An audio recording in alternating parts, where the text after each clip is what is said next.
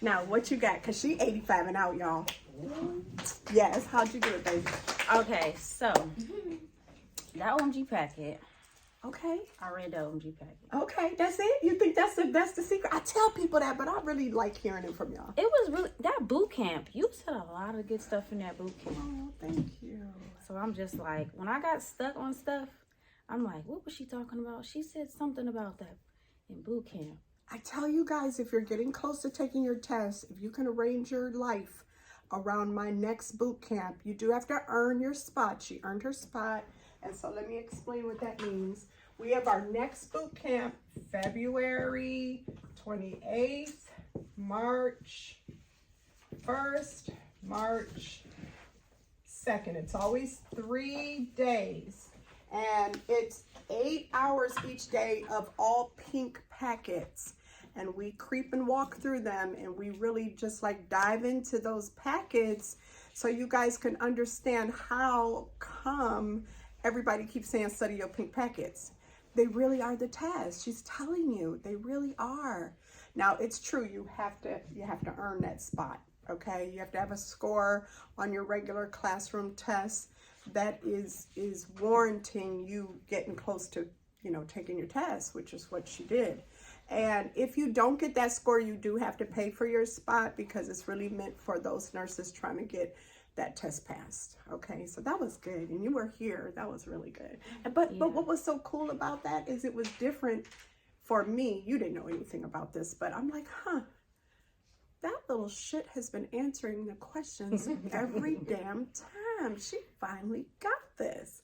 I noticed. You was like, I got this. I know this. I mean, even your EKGs, you did good. Yeah. So what would you say? Study pink?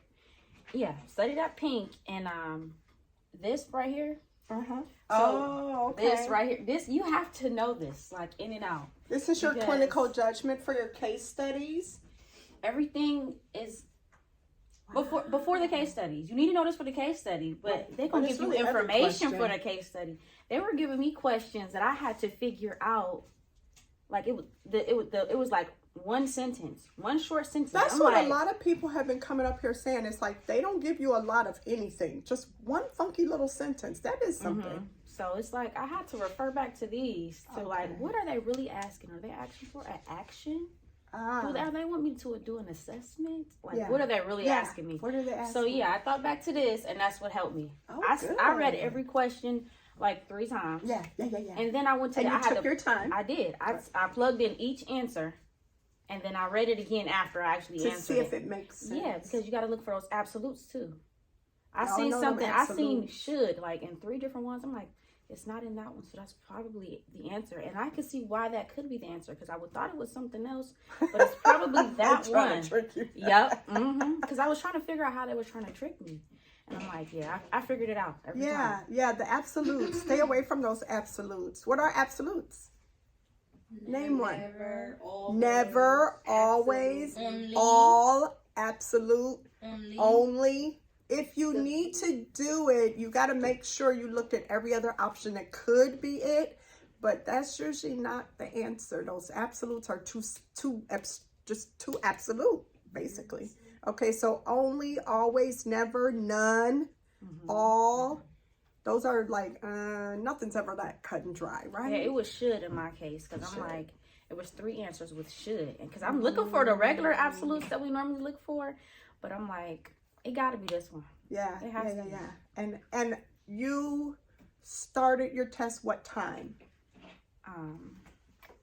Like around 8:15. Okay, she started at 8:15, guys. Now, when did it end, baby? So when I got done, I had about an hour and a half left. Okay, so how many hours did you get for the test? 5. She did hers in 3.5 hours. And she had 85 questions. This is a big deal because we're trying to train you guys to do that. And she did it in 3.5 hours. What do we say is basically the minimum you should be doing? 30. Well, really the max. 30 an hour. So if you look at 85, that's close to 90. She should be 3 hours. She was more. That's a good thing. You can always take more time. You should never do too many too fast. Does that help? You're not trying to do fast. You're trying to do quality. That's the key, the quality over quantity. Because I have people run out, and you guys have seen them standing right here, and they tell you, I ran out of time, and they pass. So don't get caught up in time. Did you hide the counter, or were you able to just kind of pace yourself and not get nervous? No, I had to hide it.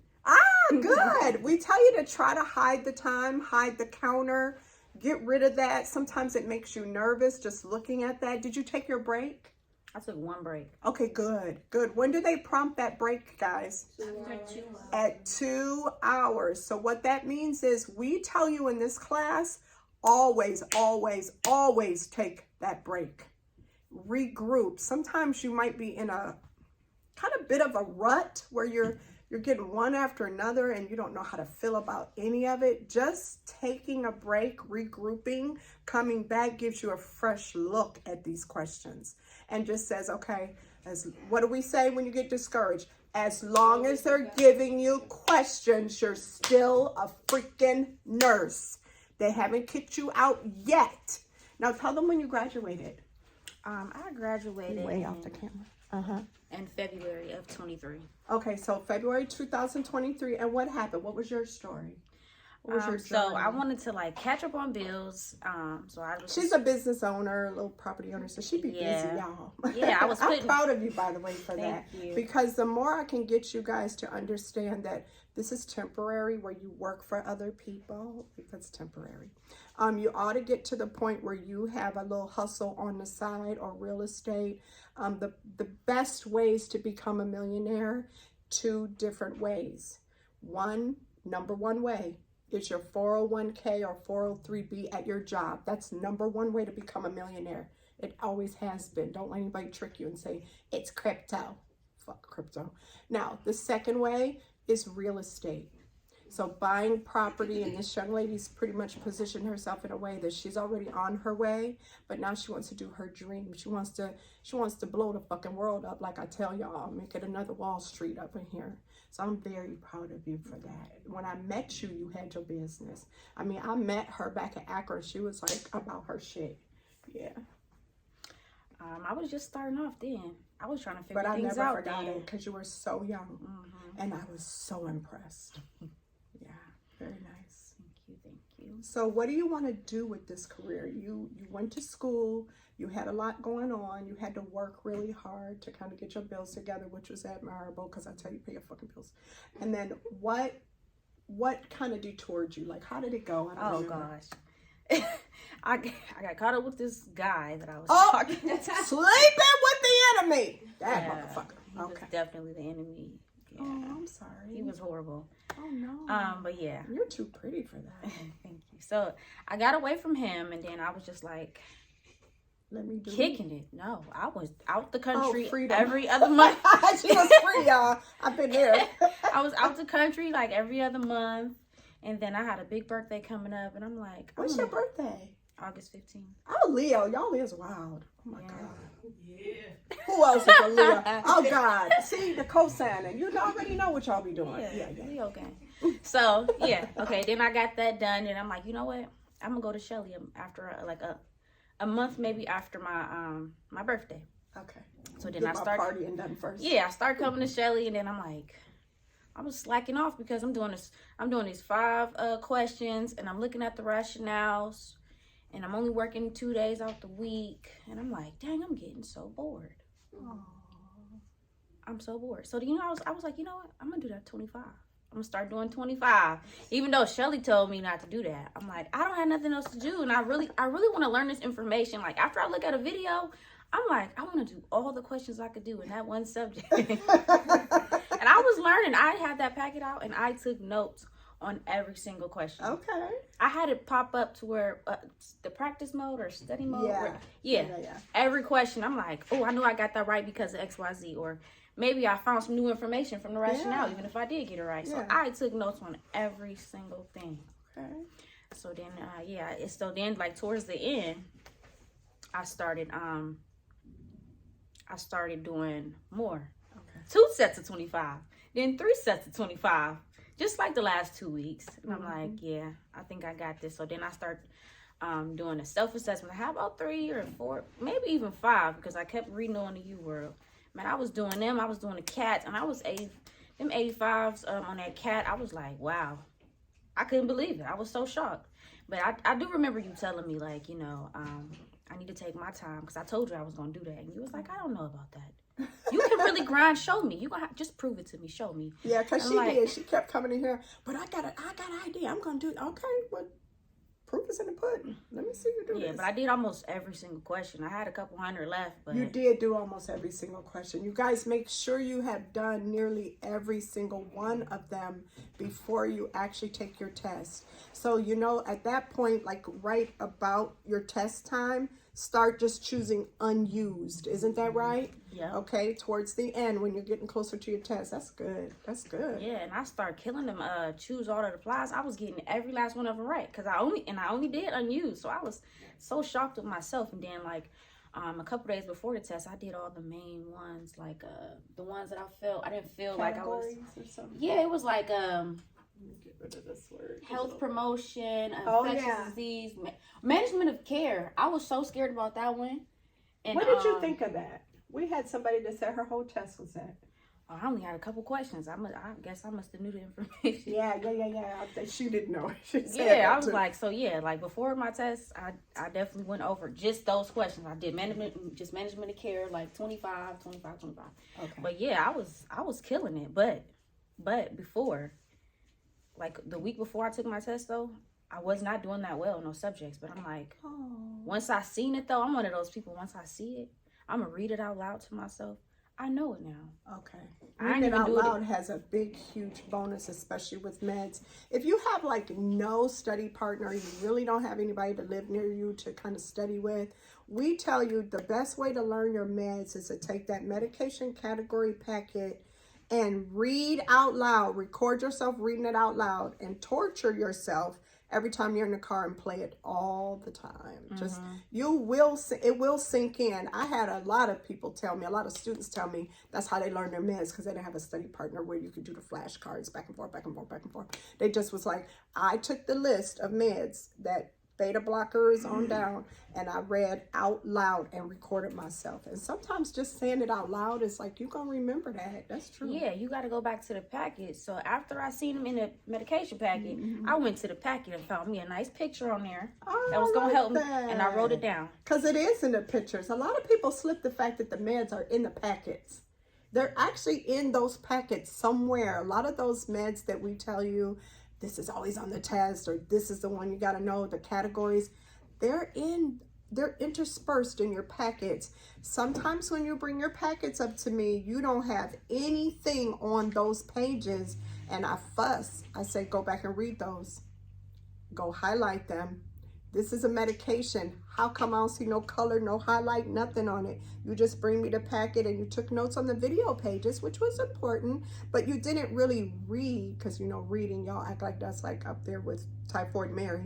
But reading is actually critical. And if you take a little bit of time and look at the picture, it sticks in your mind when you take the test, those handouts and what page you saw that on. People tell me the bipolar lady really be on their packet. Yeah, and them videos. I was watching them from sun up to sundown. If I got tired of one video, I'm like, you know what? I've been watching this forever. Let me find something else to do. So now I'm looking in the packet. I'm like, oh, okay, I understand it better. Let me go back and watch this video again. But I only did it for a certain amount of time. Like after like 8 o'clock, because I woke up at 5. After like 8 o'clock, I'm like, I gotta change videos. I learned what I can learn. I gotta change. I was really so like super obsessed. Like I needed to learn I gotta get most of it. At least let me just try to take what I could take out of it, because I can't keep watching it and feel like I know it. I gotta veer off somewhere else and then come back to it to feel like I really learned it. You have, she's transformed her little life really, because when she first came, she was like, she said, just kind of whatever. Okay, I'm gonna do this. I'm like, girl, you ain't did this yet. I'm gonna do it. I'm working a lot. That was the thing. Did you cut your hours down, or how did that work? Did. Because I think that's what was going on when I first had you in class. You was just doing too much. I had to recover from kicking it. So yeah. The first month I was in here. Oh my God. No, she didn't say that, y'all. The first month I was in here, I got to pay back my credit cards. You know, I got all the, then I got the properties. I got to get stuff fixed over there. So yeah, I was just grinding for a good month. Yeah. Because I try to only use my work money for my living expenses. All my money I make from my rentals, I try to keep that in the bank. Yeah. But because you never know what's going to happen with your rental. Right. So you have to have your emergency fund. When you have rentals, you got to have a bigger emergency fund than the one I teach you about on Money Matters. That's true. Yeah, so I'm just like, I wasn't using it for a long time, but then when I came here, I started working 2 days out the week. So then I noticed the difference. Like, I was looking at your score today, just reminiscing about the baby. I was like, look at her little 7. Look at her. She was climbing. Yeah, and the thing is, though, you're going to do so much better in, like, the subjects that you like.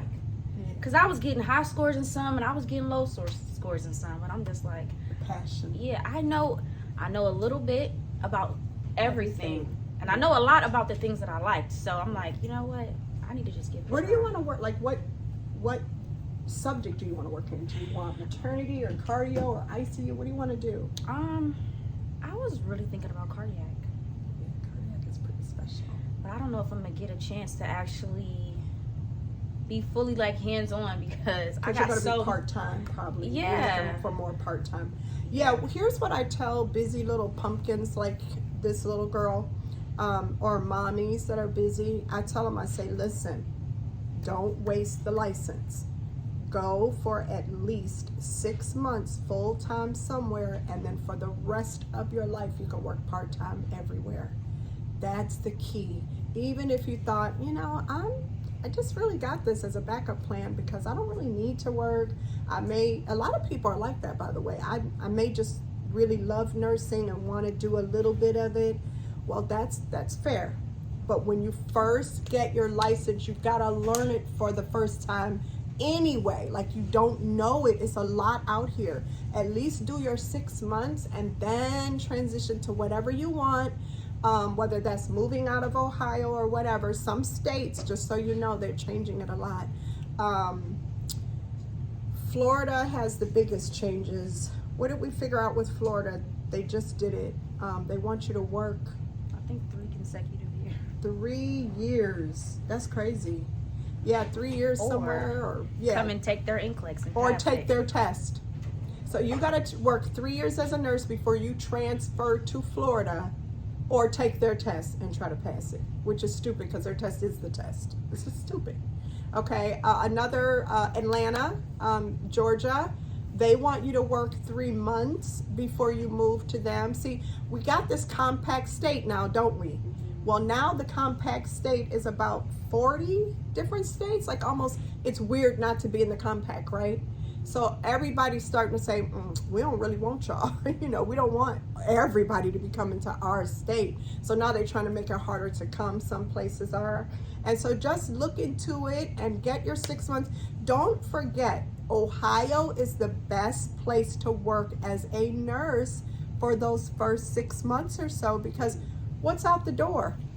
University, Metro, Cleveland Clinic, VA, top hospitals in the country. You'd be crazy not to get your experience here. Most of our systems are now Epic. Epic is considered the gold standard of healthcare records, electronic healthcare records. So wherever you go, make sure you ask, do you have Epic?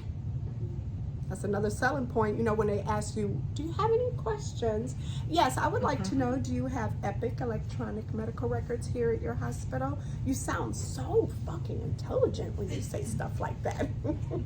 And they're impressed because, oh, well, she gets it, because it does matter what electronic health system you're working on. They're not all easy. Epic is really, really easy, okay? And they don't pay me. You already know I'm not for sale. So, all right, so I love you, baby. I love you. 85 and out, this girl did it, y'all. Yay! Now, let's see, this is 2025. You did 2023. What was I gonna ask you? It was important. How many times I came here? That's true. That's a good one. 3 times. I didn't even think of that. But yeah, she's been back and forth to me 3 times. So if you think that people just, wow, she came in and just did it, she had to get her situation right, right? Because everybody's story is different. I didn't even think of that. But you came 3. What was it 3? Was it Akron? I thought it was Akron. No. I thought it was like LPN first. You know Yeah. what I mean? Oh. Okay, yeah, maybe that was the Akron one. I went to my LPN first. Yeah, because she was LPN first. That's a big deal too, because LPN to RN has a high failure rate because you guys think you know it and you don't. So the fact that she was an LPN first makes her actually high risk. Right. And then I came for my Hesi because I failed that. Oh, that's right. And you did do good with that when you came. I was the first next gen student. So that Hesi is nothing to play with. I was gonna do a video this week or next week. What are the high risk predictors of failure? What predicts you might fail so you don't do that? Failing Hesi is a big one. And did you have to take it twice? 3 times or just twice? Yeah, they gave us 2 tries, so I failed both times, and then they made me go back to the class and take it again. Okay. Well, you did that though. You're a fucking girl. All right, y'all. Here she go. You got